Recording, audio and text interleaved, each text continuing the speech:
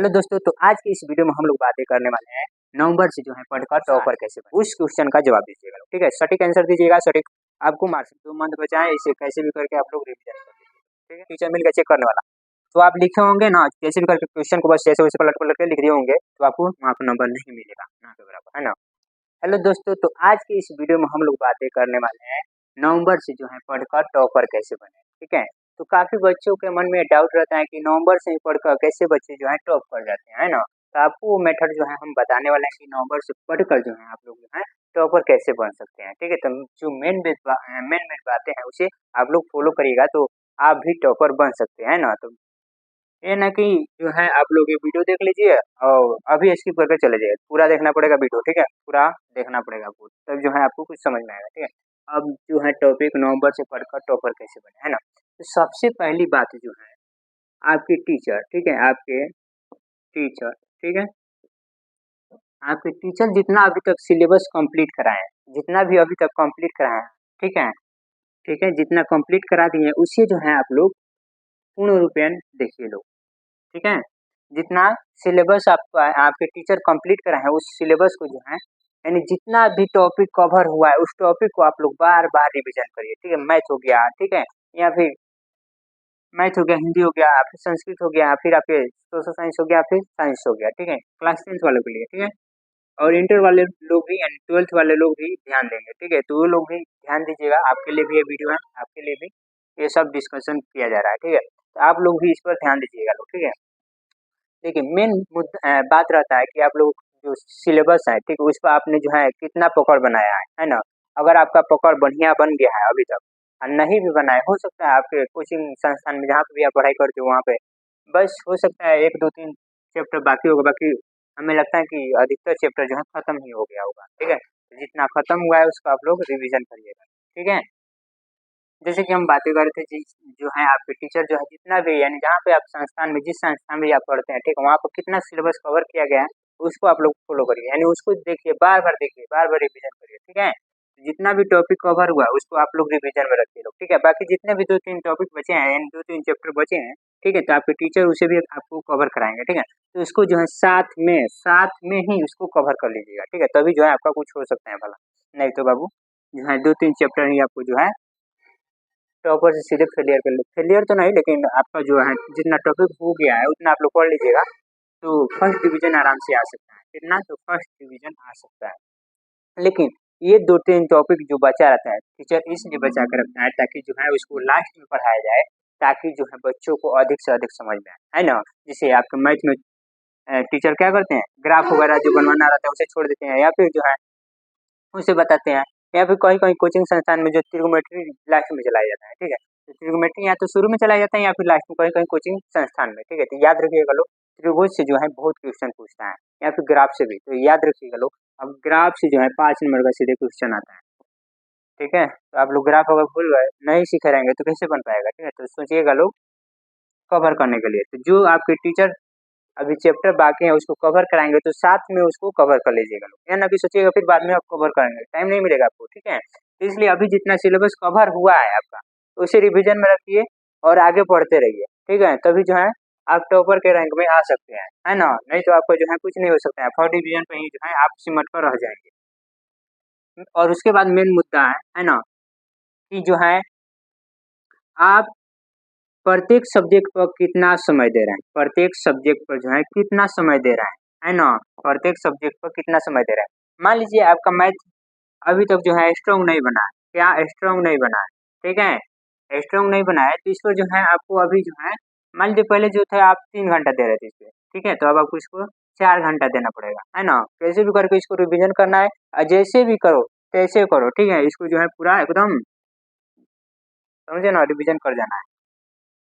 इसके बाद है जैसे मैथ हो गया या फिर हिंदी है ना, तो हिंदी जो है अधिकतर बच्चों को जो समझ में आ जाता है, इस पर आप लोग जो है 1 घंटा भी रहेंगे तो काफ़ी है ना। इसके बाद आता है साइंस। साइंस जो है एक बहुत ही इम्पोर्टेंट टॉपिक हो गया यानी सब्जेक्ट हो गया, है ना। तो इसमें जो है आपको अगर 10th क्लास में है तो 80 नंबर को देखने को मिलता है। 80 नंबर में जो है आप अगर 77 या 80 आपको जो है 77 आराम से इसमें मिल सकता है ना। तो इससे आप लोग कवर करिएगा लोग, जितना आपके कोचिंग संस्थान में पढ़ाई हो गया है उसको आप लोग रिविजन में रखिएगा लोग, ठीक है। उसके बाद आता है सोशल साइंस। सोशल साइंस में अधिकतर बच्चे बहुत गलती करते हैं। वो गलती ये करते हैं, मान लीजिए आपके कोचिंग संस्थान में जो टॉपिक है उस पर जो है आंसर लिखवाया गया है ना, तो जो भी क्वेश्चन रहता है सोशल साइंस का वो टीचर जो है लिखवाया रहता है, तो बच्चे क्या करते हैं अपने मन से कुछ ना कुछ उसमें भर देते हैं, है ना। तो ये गलती आप लोग मत करिएगा, जो टीचर लिखवाया है ठीक है उसके अनुसार उस क्वेश्चन का जवाब दीजिएगा लोग, ठीक है। सटीक आंसर दीजिएगा, सटीक आपको मार्क्स मिलेगा, है ना। अगर आप लोग सटीक आंसर में कटौती करिएगा लोग, ठीक है, तो आपके मार्क्स में कटौती हो जाएगा, ठीक है। अगर ऐसे वैसे भी चेक करने वाले मिल गए ना तो आपका तो भला हो जाएगा, लेकिन अगर बढ़िया से चेक करने वाला मिल गया, आपका पेपर बढ़िया वाला है ना, कोई बढ़िया टीचर मिल गया चेक करने वाला, तो आप लिखे होंगे ना कैसे भी करके क्वेश्चन को बस ऐसे वैसे पलट पलट के लिख दिए होंगे, तो आपको वहाँ पर नंबर नहीं मिलेगा ना के बराबर, है ना। वो इसलिए कर रहे हैं जितना टॉपिक हुआ है आपके संस्थान में उसको जो है पूरा कवर करिए लोग, उसे जैसे भी करके तैसे, ठीक है। तो हम रट्टा मार जाइए लोग, ठीक है, रट्टा मारेंगे तभी जो है आप टॉपर के लिस्ट में आ सकते हैं, ठीक है।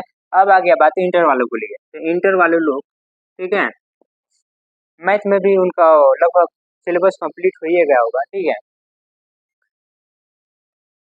मैथ हो गया, फिर आर्ट्स वाले भी हो जाएंगे, ठीक है। तो आर्ट्स वाले साइंस वाले जितने लोग होंगे इंटर में, ठीक है, वो लोग जो है अधिकतर जो है फिजिक्स केमिस्ट्री मैथ यही तीन जो है टॉपिक बहुत ज़्यादा इंपॉर्टेंट रहते हैं। इंग्लिश उनके लिए जो है हल्का हो जाता है, लेकिन आर्ट्स वालों के लिए इंग्लिश से महत्वपूर्ण रहता है ना।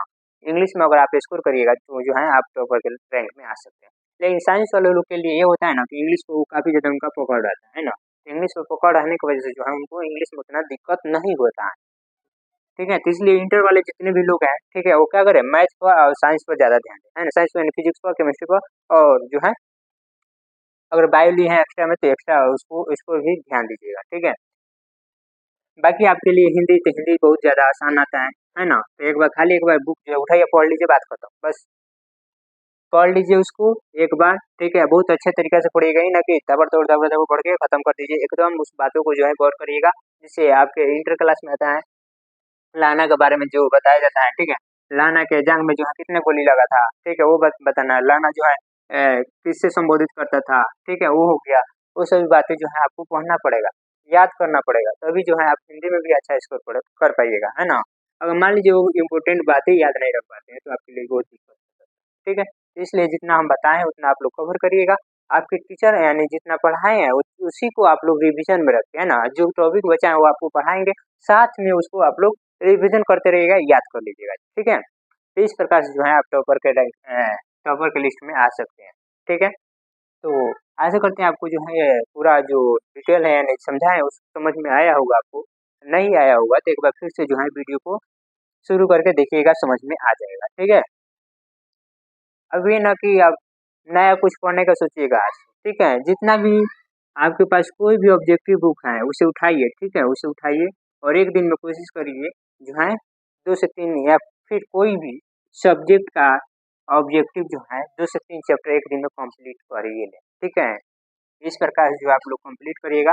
अभी ना कि खाली ऑब्जेक्टिव को कंप्लीट करना है, ऑब्जेक्टिव तो 3-4 चैप्टर कंप्लीट करना ही है, हिंदी हो या फिर अगर आप लोग मैथ बनाते हैं तो मैथ का ऑब्जेक्टिव सोचिए कि 3-4 चैप्टर का जो ऑब्जेक्टिव है वो भी 3-4 से बुक लीजिए, ठीक है। एक तो आप लोग ले लीजिए टारगेट का, ठीक है, टारगेट का ऑब्जेक्टिव, दूसरा हो जाएगा आलोक का। ये दोनों जो है अहम भूमिका निभाता है ना। ये दोनों बुक जो है ऑब्जेक्टिव का काफी ज्यादा अहम भूमिका निभाता है। तो ये दोनों आपके पास बुक है ना, तो गारंटी देते हैं हम जो है आपका जो है ऑब्जेक्टिव में 1 मार्क्स भी नहीं छूटेगा अगर आप इस बुक को पूरा कवर कर लेते हैं तो, ठीक है। तो कोशिश करिए 2 महीना जो बचा है आपके लिए उसे आप लोग इसे कवर करिए, टारगेट और आलोक को लेकर जैसे भी करके उसे आप लोग इसे रट्टा मार दिए, ठीक है। दूसरा कोई ऑप्शन नहीं है, ठीक है, इसलिए करें। अब ज़्यादा समय नहीं बचा, मात्र 2 मंथ बचा है, इसे कैसे भी करके आप लोग रिविजन कर लीजिए, ठीक है।